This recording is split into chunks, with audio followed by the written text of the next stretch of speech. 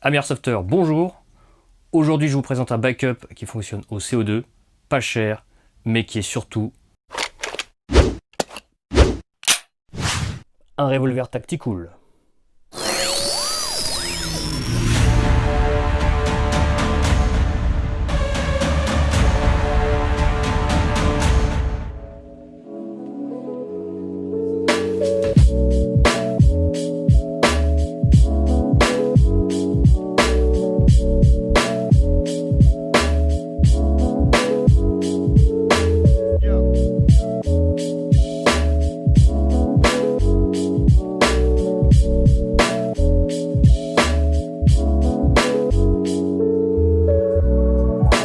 La réplique du jour est le revolver Elite Force H8R deuxième génération de chez Umarex.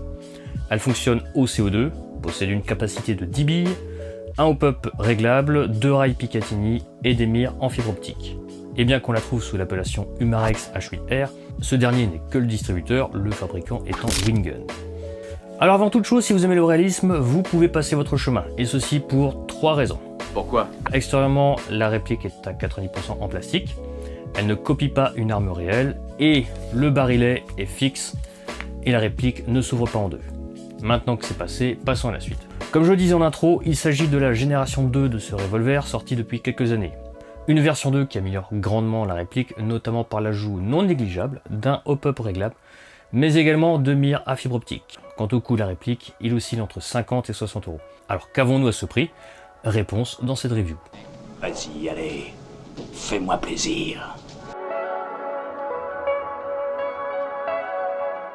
Alors je vous ai dit que ce n'était pas la réplique d'une arme réelle, en vérité il s'agit de la version Airsoft d'une arme de défense, le HDR50, distribué également par Umarex. Bien que celle-ci soit une conception originale, elle est fortement inspirée du Smith & Wesson R8 Tactical. Nous sommes donc en présence d'un revolver qui, soyons honnêtes, a de la gueule. Et regardez-moi ce canon de 10 cm, ces rails Picatinny sur et sous la réplique, cette masse de 680 grammes bien répartie. J'ai eu de nombreux backups et revolvers, mais celui-ci est le premier qui, je trouve, en impose. On n'a pas un sentiment de jouet comme j'ai pu l'avoir avec le MK23 STTI. La prise en main est parfaite et donne un sentiment de puissance.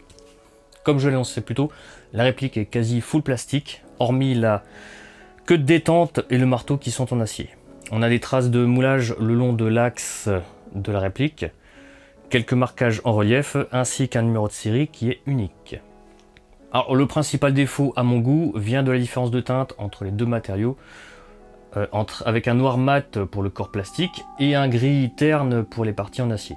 C'est vraiment dommage que Wingun se soit planté à ce point au moment du choix de couleur. Mais il se rattrape avec la présence sur cette version, la génération 2 je précise, de mires en fibre optique. Et franchement ça facilite grandement la visée, au point que lors de mes essais, j'ai beaucoup plus apprécié le fait de me servir de ces visées mécaniques plutôt qu'un red dot. Alors qu'on peut en remettre un tout simplement. Et oui, car comme vous le savez maintenant, le revolver possède 2 rails Picatinny. Voilà de quoi bien équiper facilement ce backup avec des visées points rouges, des lunettes, des lampes, des lasers, des poignées, bref, tout ce qui vous passera par la tête. Pour finir, à l'arrière du marteau se trouve la sécurité.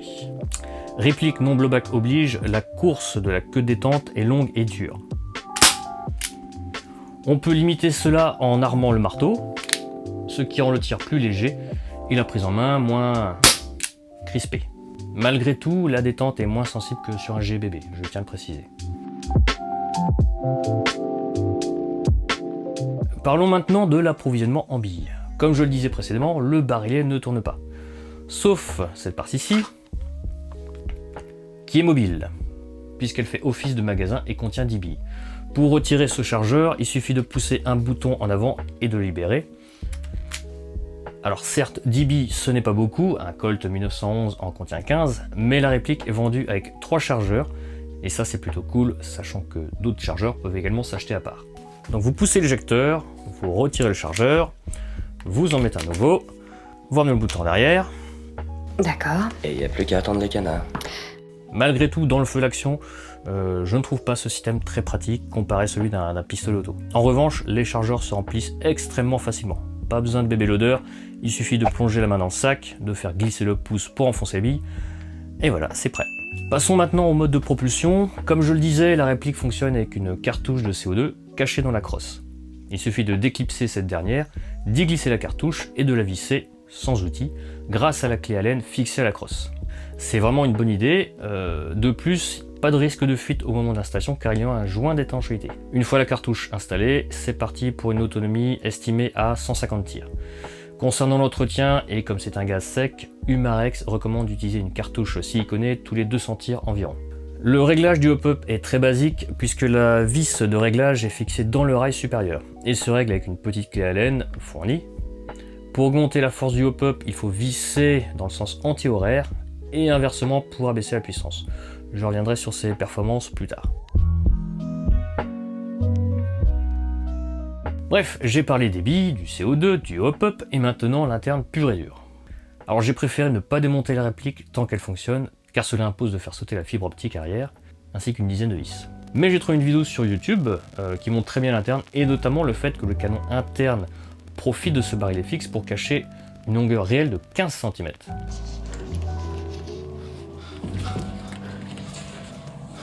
Comme vous le voyez sur cet extrait, c'est un canon classique qui peut être remplacé par un modèle plus précis. Le diamètre m'est inconnu, j'ai essayé de le mesurer mais je n'y suis pas arrivé. Pour finir, le mécanisme interne est très simple. Le gaz passe vraiment directement de la cartouche à la bille. Pas de nozzle, rien du tout. Passons au test chronie sur une dizaine de tirs, température extérieure de 18 degrés.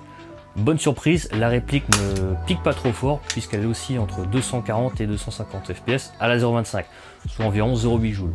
On est loin de beaucoup de répliques CO2 comme les Dan Wesson ou Ruger MK2 qui tapent au-delà des limites autorisées par les Assos. Le hop-up est très bon d'origine car serré à fond, mes billes de 0.25 s'envolent. Et comme c'est un non-blowback, il est réglable très facilement, sauf quand le rail supérieur est occupé par un accessoire de visée. Bref, un autre bon point pour ce backup. Parlons maintenant de la précision. Alors à 10 mètres, le groupement n'est pas formidable. Certes, c'est une réplique de secours, mais vu la faible capacité d'emport des chargeurs, il y a intérêt à faire mouche à chaque tir. À 5 mètres, c'est bien mieux, et vu sa puissance modérée, on n'a pas peur de faire mal aux copains en face. Alors face à des GBB dont la cadence et la capacité de tir sont supérieures, il faut plutôt compter sur le côté relativement silencieux du revolver. Certes, ce n'est pas aussi efficace qu'un MK23 avec son silencieux, d'autant qu'il n'y a pas de filetage pour en équiper d'ailleurs. Mais dans un contexte bruyant entre claquement de culasse de GBB et bruit d'AEG, vous pouvez jouer sur le côté infiltration en restant calme. Alors, c'est le point faible de la réplique car les possibilités d'upgrade sont assez limitées. En dehors de changer le canon interne et peut-être le hop-up, il n'y a pas grand chose. Idem pour l'extérieur, bien que certains se soient fait plaisir en termes de pen job.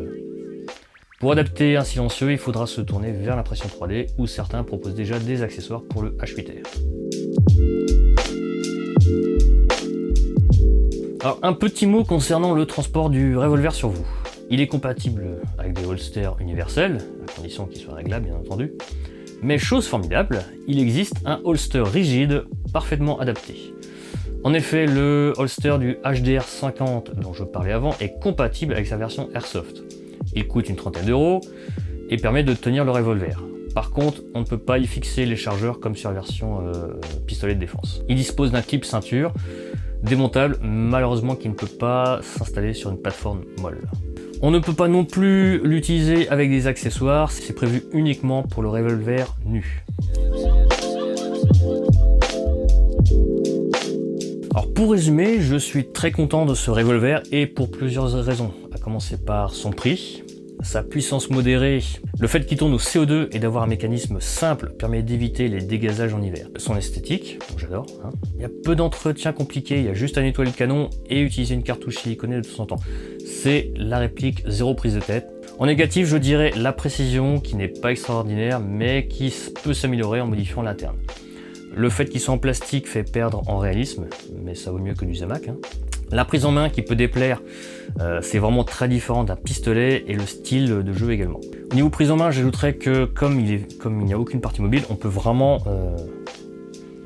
maintenir fermement au niveau du barillet, puisque ça ne tourne pas, il n'y a pas de culasse, on a un meilleur maintien de la visée. Alors que comme ça c'est un peu plus limite, ou en mode inspecteur Harry.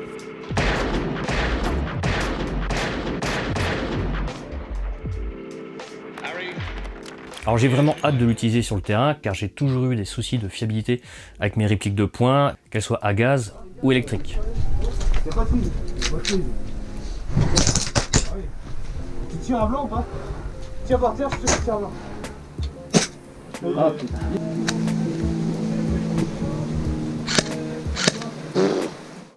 En gros, en cas de combat rapproché, je n'étais jamais certain de l'efficacité de mon backup. Avec le H8R, je privilégie l'assurance d'avoir un tir qui part au détriment du réalisme. Voilà, cette vidéo est terminée, pensez à liker, vous abonner, c'est important pour l'algorithme de YouTube et ça m'encourage à continuer mes vidéos. Et quant à moi, je vous dis à bientôt sur les terrains.